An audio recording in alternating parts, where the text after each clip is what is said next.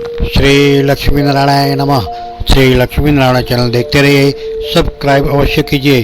आध्यात्मिक चल रहे आपके लिए कुछ न कुछ अवश्य होगा। आपका दिन शुभ हो। हरिओम। श्री लक्ष्मी नारायण नमो नमः। ओम नमो भगवते वासुदेवाय। नमस्कार मित्रों, सादर प्रणाम। आज हम बात करेंगे श्री नारायण भगवान के, विराट नारायण के, विराट स्वरूप की जीव कैसे उत्पन्न हुए, तो भगवान ने कहाँ से उत्पन्न किए। तो सबसे पहले विराट नारायण उत्पन्न हुए, किस तरह हुए हम लोग सुनते हैं। श्री विराट नारायण परम पुरुष है, जिसमें सराचर जगत विद्यमान है।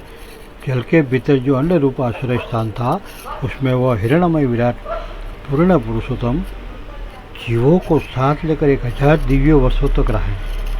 वह विश्व रचना करने वाले तत्वों का गर्भ कार्य था तथा ज्ञान क्रिया और आत्मशक्ति से संपन्न था। इन शक्तियों में उसने स्वयं अपने को क्रमशः एक हृदय रूप, दक्ष प्राणों और 3 आध्यात्मिक, आदिदेविक, आदिभौतिक विभाग किए। यह विराट पुरुष ही प्रथम जीव होने के कारण समस्त जीवों का आत्मा, जीव रूप होने के कारण परमात्मा का अंश और प्रथम अभिव्यक्त होने के कारण भगवान का आदि अवतार है। यह संपूर्ण समुदाय इसमें विकसित होता है। यह अध्यात्म अधिभूत व आदिदेविक रूप से 3 प्रकार का, प्राण रूप से 10 प्रकार का, हृदय रूप से 1 प्रकार का है।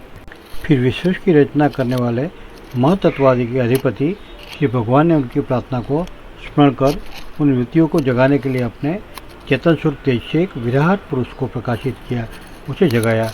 दोस्तों, ये विराट नारायण कैसे प्रकट हुए, उसमें कैसे सब एक एक जगह अपनी बना रहे हैं, वो देखते हैं। उसके जागृत होते देवताओं के लिए कितने स्थान प्रकट हुए, यह मैं बतलाता हूँ, सुनिए। विराट पुरुष के पहले मुख प्रकट हुआ, उसमें लोकपाल अग्नि अपने अंश वागेंद्री समेत प्रविष्ट हो गया, जिससे यह जीव बोलता है। फिर विराट पुरुष के लालू उत्पन्न हुआ, उसमें लोकपाल वरुण अपने अंश रसेंद्री के सहित स्थित हुआ, जिससे जीव रस ग्रहण करता है।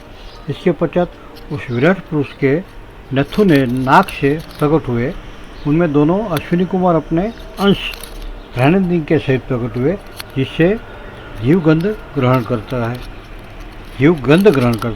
इसी प्रकार जब उस विराट देह में आंखें प्रकट हुई, तब उनमें अपने अंश नेत्रेंद्री के सहित लोकपति सूर्य ने प्रवेश किया, जिस नेत्रेंद्री से पुरुष को विविध रूपों का ज्ञान होता है। फिर विराट विग्रह में त्वचा उत्पन्न हुई, उसमें अपने अंश त्वचेंद्रिय के सहित वायु स्थित हुआ, जिस त्वगिंद्रिय से जीव स्पर्श का अनुभव करता है। जब उसके कर्ण छिद्र प्रकट हुए तथा उनमें अपने अंश श्रवणेन्द्रिय के सहित दिशाओं ने प्रवेश किया, जिस स्वेंद्रिय से जीव को शब्द का ज्ञान होता है।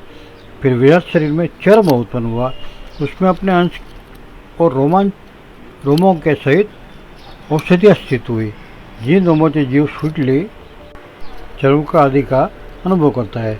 अब उसके लिए लिंग उत्पन्न हुआ।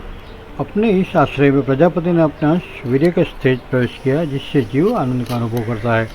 फिर विराट पुरुष की गुदा प्रकट हुई, जिसमें लोकपाल मित्र ने अपने अंश वायु इंद्रिय के सहित प्रवेश किया, इससे जीव मल त्याग करता है।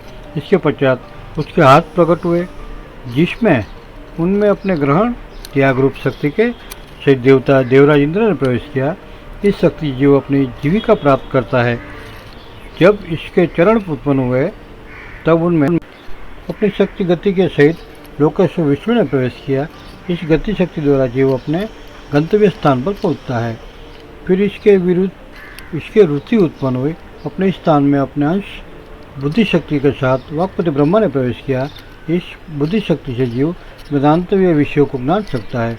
फिर इसमें हृदय प्रकट हुआ, उसमें अपने अंश मन के सहित चंद्रमा स्थित हुआ।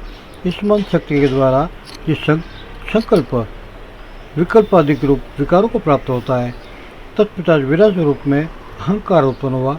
इस अपने आश्रय में क्रिया शक्ति अभिमान रुद्र ने प्रवेश किया, इससे जीव अपने कर्तव्य को स्वीकार करता है। अब इसमें चित्त प्रकट हुआ, उसमें चित्त शक्ति के सहित महत्व ब्रह्मा स्थित हुआ। इस चित्त शक्ति से जीव विज्ञान चेतना को उपलब्ध कराता है। इस विराट पुरुष के सिर से स्वर्गलोक, पैरों से पृथ्वी, नाभि से अंतरिक्ष, आकाश उत्पन्न हुआ। इसमें क्रमश सत्व, रज व तमस, इन तीनों गुणों के परिणाम देवता, मनुष्य और प्रेतादि देखे जाते हैं।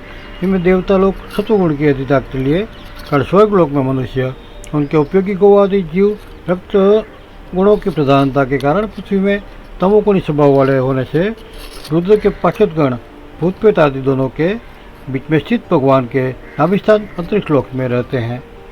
विदुर जी वेद और ब्राह्मण भगवान के मुख से प्रकट हुए। मुख से प्रकट होने के कारण ही ब्राह्मण सब वर्णों में श्रेष्ठ और सबका गुरु है। उनकी भुजाओं से क्षत्रिय वृत्ति और उसका अवलंबन करने वाला क्षत्रिय वर्ण उत्पन्न हुआ, जो विराट भगवान का होने के कारण जन्म लेकर सब युगों के वर्णों की चोर आदि के उपद्रव से रक्षा करता है। भगवान की दोनों जांघों से सब लोगों का निर्वाह करने वाली वैश्य वृत्ति उत्पन्न हुई और उन्होंने वैश्य वर्ण का भी प्रादुर्भाव हुआ। यह वर्ण अपनी वृत्ति से सब जीवों की आजीविका चलाता है।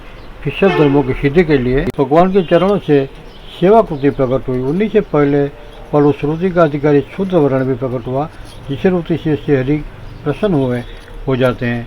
फिर चारों वर्ण अपने अपने वृत्ति के सहित उनसे उत्पन्न हुए हैं। इसे अपने गुरु श्री हरि का अपने अपने धर्मों से चित्त शुद्धि के लिए सदापूर्वक पूजन करते हैं।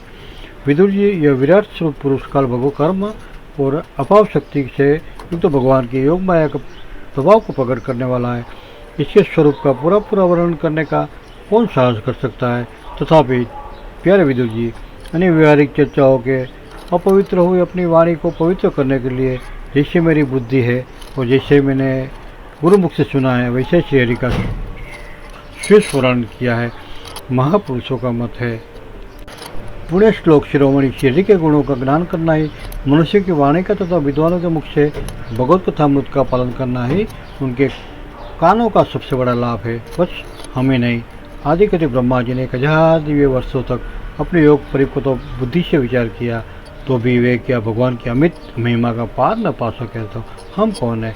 बस भगवान की माया बड़े बड़े मायावियों को भी मोहित कर देने वाली है। उसकी माया इतनी बड़ी है कि चक्कर में डालने वाले चक्कर में पड़ जाते हैं कि सोचते हैं अगर कोई गलत सोचते हैं तो गलत रास्ते पे ही चला जाएगा। उस तरह से भगवान की माया है। भगवान का माया को कोई पार नहीं पा सकता है। अनंत स्वयं भगवान भी उसकी थाक नहीं लगा सकते हैं, फिर दूसरों की तो बात ही क्या है। जहाँ न पहुँच कर मन के वहाँ सहित वाणी भी लौट आती है तथा जिसका पार पाने में अहंकार के अभिमानित रुद्र तथा अन्य इंद्रिया इत्यादि देवता भी समर्थ नहीं है। उस भगवान को हम नमस्कार करते हैं। देखिए सबसे बड़ी बात है इसमें कि हमें भगवान में कोई भेद नहीं चाहिए, चाहे रुद्र हो चाहे ब्रह्मा हो, ब्रह्मा विष्णु महेश हमारे लिए तीनों एक ही है, तीनों प्रातः वंदनीय हैं और प्रकट स्वरूप ब्रह्मा विष्णु महेश एक ही है, एक ही है। इस तरह से मनुष्य जो भी है भगवान नारायण का, विराट नारायण का सुबह स्मरण करते हैं, उसको पुण्य का बहुत ही प्रभाव होता है और उसका अंतकाल भविष्य भूत और तीनों सुधर जाते हैं।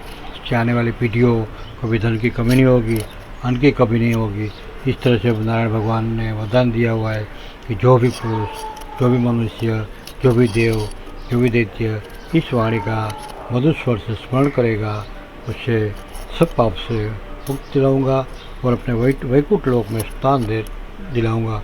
और जब तक वो पृथ्वी में रहते हैं तो धन धान्य की और लक्ष्मी जी की कमी नहीं होगी। लक्ष्मी सदा उसके घर में निवास करेगी, बच्चे संपन्न रहेंगे। इस तरह से भगवान का आशीर्वाद लेते हैं और हम प्रार्थना करते हैं हम सबका आपका दिन मंगलमय हो, शुभ हो। ये प्रार्थना के साथ भगवत स्मरण करिए और सबसे पहले आपको एक आशीर्वाद, आपका दिन शुभ हो, मंगलमय हो, सब कार्य परिपूर्ण हो। और ओम नमो भगवते वासुदेवाय, ओम नमो नारायणाय, नमो नमः।